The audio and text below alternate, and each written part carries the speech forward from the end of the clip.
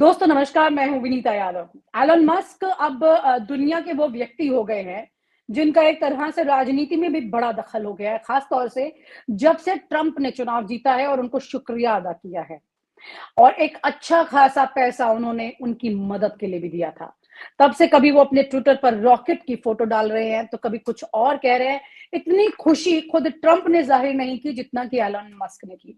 उससे भी ज़्यादा बड़ी बात ये है कि एलन मस्क जो कि अपने टेस्ला को लेकर भारत की तरफ निगाह कर रहे थे, उन्होंने एक वक़्त में ये भी कहा था, ज़्यादा पुरानी बात नहीं है, लेकिन ज़्यादा नई भी नहीं है, अभी हाल की भी बात नहीं, लेकिन उन्होंने ये कहा था कि ईवीएम हैक की जा सकती है। ये पॉसिबल है।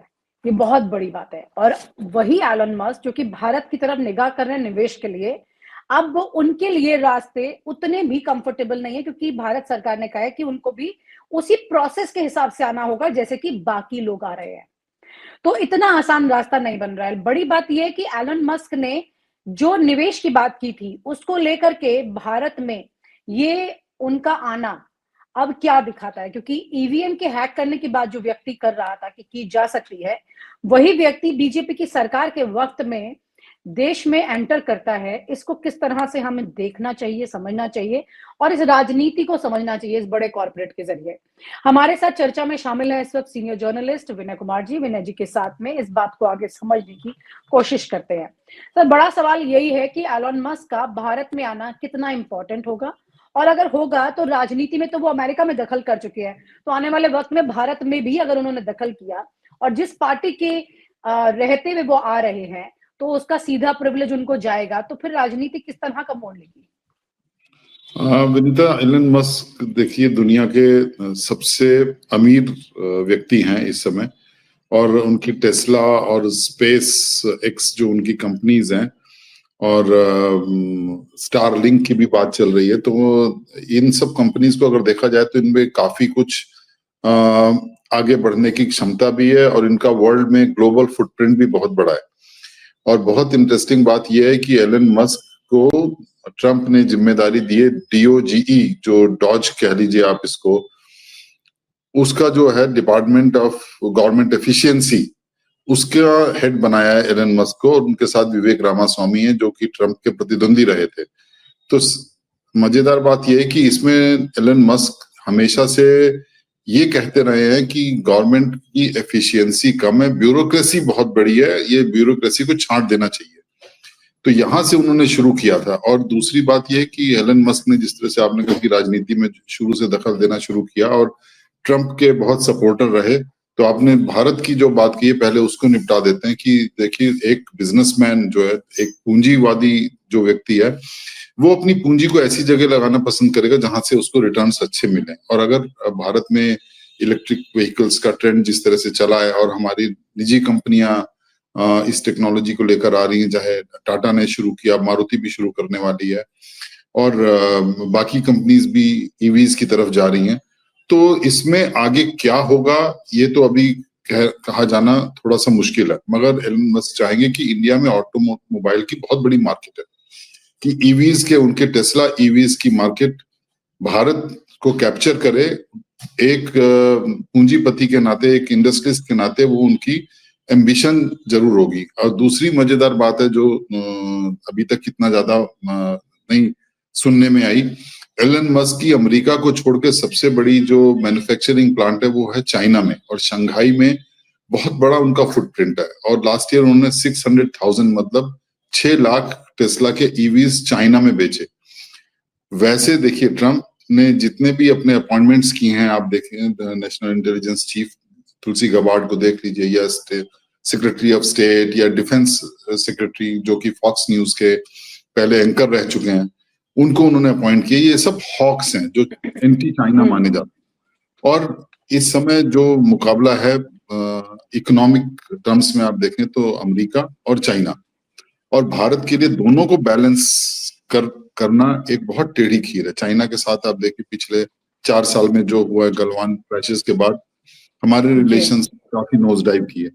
एलन मस्क ने का ये जो कहना है किस तरह से ये अमेरिका में इम्प्लीमेंट होगा, विवेक रामास्वामी जो कि एक बायो मेडिकल कंपनी चलाते हैं और रिपब्लिकन प्रतिद्वंदी थे ट्रंप के, मगर उन्होंने बाद में अपना नॉमिनेशन वापस ले लिया।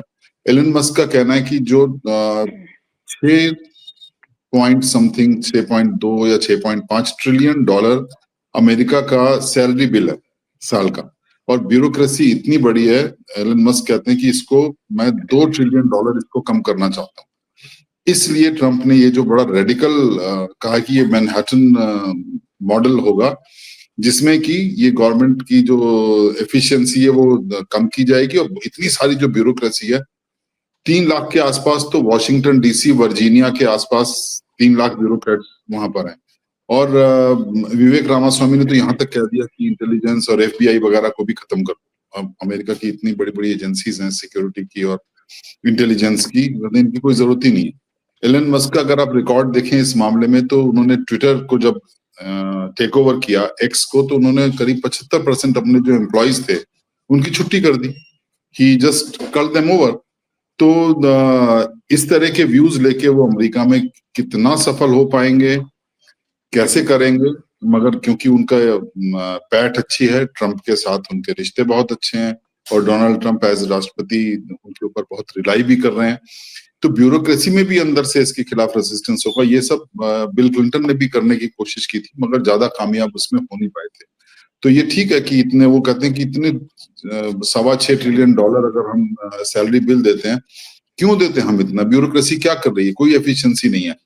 इसी को अगर हम इंडिया के कॉन्टेक्स्ट में देखें, तो भारत में भी आप देखिए कि आईएएस के रैंक्स में भारत सरकार ने लेटरल एंट्री शुरू की है, ज्वाइंट सेक्रेटरी, डायरेक्टर्स और डिप्टी सेक्रेटरी लेवल पर स्पेशलाइज्ड लोग जो हैं वो कुछ कुछ डिपार्टमेंट्स में उनकी एंट्री करी है। तो एक एक्सपेरिमेंट भारत में भी चला है। अब एलन मस्क का जहां तक रह गया उनके कैपिटल का बात, उनकी इंडस्ट्री की बात, तो ट्रंप के साथ वैसे तो काफी माना जा रहा है कि अच्छे रिश्ते रहेंगे, भारत के और प्रगाढ़ होंगे, मगर जो ट्रेड बैरियर्स जहां पर आते हैं, वहां पर ट्रंप की एक बड़ी हॉकिश स्थिति है, जो पोजीशन है। तो किस तरह से भारत सरकार ट्रंप से डील करती है, एलन मस्क क्या कितनी पूंजी यहाँ लगाना चाहें, उन्होंने जी, बेंगलोर में भी आने की बात की इस थी। पर सर एक और, हाँ, इसके ऊपर इन्होंने एक और अपडेट इसमें जो है कि एलन मस्क की सैटेलाइट ब्रॉडबैंड कंपनी स्टारलिंक ने भारत में लाइसेंस के लिए आवेदन किया, जिसको अब मंजूरी मिलने की काफी उम्मीद है, मतलब ये रास्ता साफ हो गया है। एक और कंपनी ने इसकी एवज में सरकार के डेटा को भारत में ही सिक्योर रखने और सुरक्षा नियमों का पालन करने की शर्त को मान लिया है।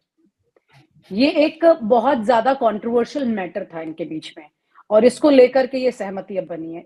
ये भी तो बहुत एक सीरियस कंसर्न है। बिल्कुल। तो इसमें आप देखो कि इसका क्या होगा, जो हमारी एयरटेल है और जो हमारी बीएसएनएल है, हमारा जियो है, इतनी बड़ा फुटप्रिंट है इनका, तो इनके फुटप्रिंट्स का क्या होगा? स्टारलिंक अगर आएगी तो जिस तरह से जियो ने आके काफी कुछ एक एनक्रोच किया और कंपनियों के फुटप्रिंट के ऊपर, स्टारलिंक अगर आएगी तो बहुत बड़ा, मैं समझता हूँ, एक डिसरप्टिव एक्सपेरिमेंट भारत सरकार करने जा रही है। अगर स्टारलिंक को उनकी शर्त पर सारी मंजूरियां मिल जाए, सारे उनको सैंक्शंस मिल जाएं, और स्टारलिंक अपना ऑपरेशन अगर भारत में शुरू करे, तो एक बहुत बड़ा स्टिफ कंपटीशन हमारी कंपनीज को मिलेगा, एयरटेल और जियो जो भारत में फैली हुई हैं। ये हमारे अपने देश की कंपनियां हैं जिनके साथ स्टारलिंक को कम्पीट करना पड़ेगा। और स्टारलिंक ठीक है, नई टेक्नोलॉजी लेकर आए, किस तरह से करे, क्योंकि विनीता ये देखिए कि जिस तरह से आर्टिफिशियल इंटेलिजेंस आगे बढ़ रही है और टेक्नोलॉजी के लीप्स एंड बाउंड्स में आगे बढ़ रही है, तो मैं समझता हूँ कि डिजिटल और टेलीकॉम में भी अगले साल 2 साल में क्या क्या रिवोल्यूशनरी परिवर्तन होंगे, ये कहना बड़ा मुश्किल है। हम आपके और हमारे इमेजिनेशन से भी ज्यादा इसमें परिवर्तन देखे जा सकते हैं। तो स्टारलिंक अगर यहाँ पे बिजनेस अपना शुरू करती है, तो नेचुरली मैं तो समझता हूँ एयरटेल और जियो के लिए चिंता की बात हो। हाँ, और इसे क्योंकि भेड़िए की खाल में भेड़िया है एलन मस्क की कंपनी स्टारलिंक, ऐसी बातें भी बताई गई हैं, और भारत के लिए एक खतरा है। और अभी जैसे ट्रंप ने चुनाव जीता, तो उसके बाद स्टारलिंक के लिए यहाँ पे रास्ते साफ हो रहे हैं, क्योंकि ज्योतिरादित्य सिंधिया ने मंगलवार को ये कहा था कि स्टारलिंक का अभी सुरक्षा मानदंडों का पालन करना भी बाकी है। तो ये मतलब अब जिस तरह की बात कह रहे हैं मिनिस्टर, उससे तो लग नहीं रहा कि कुछ ज्यादा बड़ी रुकावट है, वो धीरे धीरे करके चीजों को इजी को कर देंगे। लेकिन अगर ये खतरनाक है हमारे देश के लिए, तो स्टारलिंक का कितना बड़ा खतरा बन सकता है और किस वजह से? क्योंकि एलन मस्क ने कभी ईवीएम को बड़ा खतरा बताया है, उसको एब्सोल्युटली नॉट ट्रस्टवर्दी बताया, उसको बताया कि उसमें हैकिंग हो सकती है। वो रीजन है कि स्टारलिंक को यहाँ पे इजी गो मिल रहा है, या फिर ट्रंप के साथ और डीलिंग्स की वजह से, भारत के रिश्तों की वजह से एलन मस्क को यहाँ पर ये थोड़ा इजी गो मिल रहा है। ये सब भी बहुत ज्यादा इंपॉर्टेंट बातें हो जाती है ना, क्योंकि सिर्फ स्टारलिंक उपग्रहों का समूह दुनिया भर में इंटरनेट सेवा जो प्रदाता है उसका एक नया रूप है। तो ये इसको समझना बड़ा जरूरी है। अभी लोग हमारे देश में शायद इसको उतना समझ भी नहीं रहे हैं एग्जैक्टली स्टारलिंक करने क्या वाली है, और इसके बिल्कुल एवज ठीक में हो बात है। सकता है कि अमेरिका की नजर में भारत के जो चीजें हैं, जो कि अगर स्टारलिंक एंटर कर जाती है, और अभी पहले ही ट्विटर के भी, एक्स की भी अगर बात करें और उसके इंपॉर्टेंट डेटा की भी अगर हम बात कर रहे हैं सारी चीजें, तो उस कंडीशन में हमें उनकी तरफ देखना पड़ रहा है कि आप हमारी चीजों को सिक्योर रखें, हमारी कंट्री तक लिमिटेड रखें, तो हम आपको एक्सेस दे रहे हैं। लेकिन जिस एक्सेस को दे रहे हैं वो और बड़ा डेंजर बनता जा रहा है इसमें। तो हम बिल्कुल। उनके और ट्रैप में जा रहे हैं क्या? नहीं, ये एक देखिए, हमारे जो सुप्रीम कोर्ट और high court, Delhi high court की जो रूलिंग आप देखें पिछले 6-7 महीने की, जो ट्विटर के ऊपर जो रूलिंग्स आई हैं दिल्ली हाई कोर्ट की, वो और भारत सरकार का जो स्टैंड रहा है पिछले आप देखिए 2-4 साल से जो बीजेपी का स्टैंड रहा है, वो यही है कि कोई भी कंपनी अगर यहाँ पर आएगी टेलीकॉम की और संचार की कंपनी जो भी होगी, संचार क्रांति जो लाने के लिए हम उत्सुक हैं, उसमें बार बार कोर्ट्स ने ये कहा है, सरकार ने भी कहा है कि जो भी कंपनी ऑपरेट करेगी, भारत सरकार के जो कानून और नियम है, लॉज ऑफ द लैंड जो हैं, उनको फॉलो करना पड़ेगा। उनको अडेयर करके ही आप आगे बढ़ सकते हैं, चाहे वो ट्विटर हो, चाहे मेटा हो। आप देखिए हाई कोर्ट ने फटकार लगाई थी, दिल्ली हाई कोर्ट ने, तो उसके रेमेडियल स्टेप्स लेने पड़े ट्विटर को भी और मेटा को भी और विकीपीडिया को भी। तो ये जब सरकार का एक पब्लिक स्टैंड रहा है, तो मैं समझता हूँ कि इस पब्लिक स्टैंड से बहुत ज्यादा सरकार डेविएट नहीं कर सकती। बिजनेस प्लान्स होंगे ट्रंप के राष्ट्रपति बनने के बाद, उनके जो एलन मस्क हैं, उनके लिए काफी आसान हो सकती हैं राहें, मगर भारत सरकार भी इसको देखते हुए कि हमारे यहाँ किस क्षेत्र में कितना निवेश किस टर्म्स पर होगा, हमारी जो देश की कंपनियां हैं, क्योंकि सरकार का एक ये भी स्टैंड है ना, मेक इन इंडिया। आप देखिए कितने जोर शोर से प्रोग्राम चल रहा है, तो मेक इन इंडिया में ये तो बिल्कुल कॉन्ट्रडिक्शन हो जाएगा ना कि मेक इन इंडिया के प्रोग्राम को बैक फुट पे कर दीजिए बिकॉज कोई एक फॉरेन कंपनी आने वाली है। तो सरकार को इन सब चीजों को बहुत ज्यादा, जैसे आपने कहा कि बहुत सारे इश्यूज इसमें होंगे, बहुत कॉम्प्लिकेटेड चीजें, इनको देख के किस तरह से इसको इम्प्लीमेंट करवाया जाए, भारत में निवेश भी आए, भारत में नई टेक्नोलॉजी भी आए।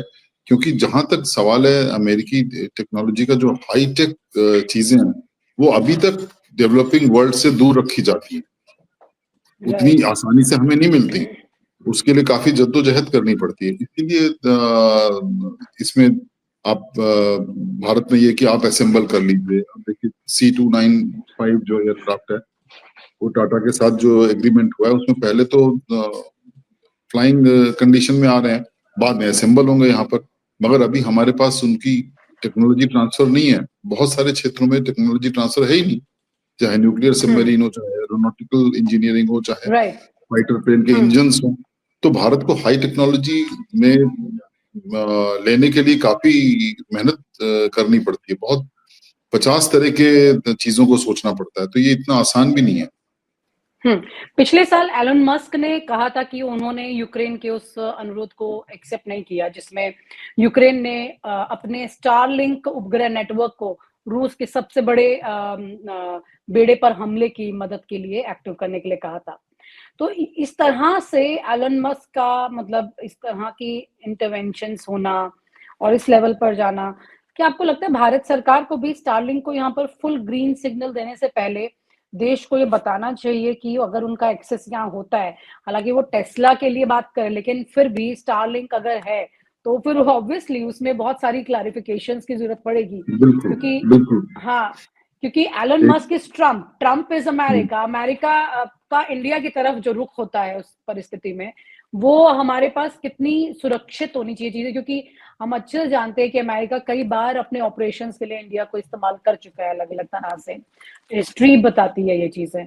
लेकिन ऐसी आज की परिस्थिति में किस तरह से हम इतनी क्लैरिटी ले पाएँगे और हमारे प्रधानमंत्री क्या दे पाएँगे क्लैरिटी कि हम लोग अभी भी सेफ ज़ोन में ही जा रहे हैं अगर स्टारलिंक को यहाँ बुला भी रहे हैं, या फिर हम खुद को ही पता लगा कि पूरी तरह से टेक ओवर करने दें नहीं, दूसरे को? इसके ऊपर तो पूरा एक टोटल पर्सपेक्टिव में डिसीजन लेना पड़ेगा भारत सरकार को। जैसे आपने कहा कि इसके ऊपर हो सकता है कि पब्लिक डिबेट भी हो, और हमारे जो कंपनियां हैं जियो और एयरटेल, उनके इंटरेस्ट्स को दरकिनार नहीं किया जा सकता। अगर देखें भारत सरकार की जो स्टैंड रहा है, तो एकदम से उसको एक 360 डिग्रीज उलट देना इतना आसान नहीं होगा कि